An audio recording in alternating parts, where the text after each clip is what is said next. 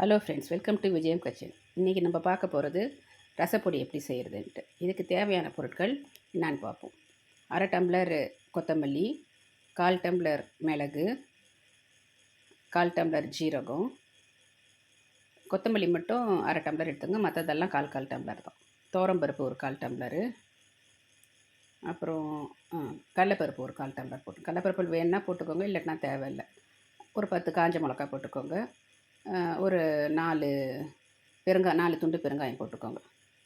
எனக்கு திப்பிலி போட்டு வைக்கணும்னு ஆசையாக இருந்துச்சு, அதனால் நான் திப்பிலி கொஞ்சம் போட்டேன். இது எல்லாத்தையும் நீங்கள் அடுப்பில் வச்சு நல்லா வாசனை வர வரைக்கும் வறுத்துக்கணும். இதை வச்சு நீங்கள் பருப்பு ரசம், தக்காளி ரசம், எல்லா ரசமும் செய்யலாம் நீங்கள்.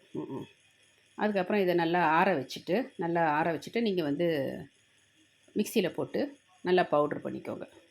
பவுட்ரு பண்ணிவிட்டு இதில் வந்து கொஞ்சம் 2 ஸ்பூன் மஞ்சள்தூள் கலந்துக்கோங்க.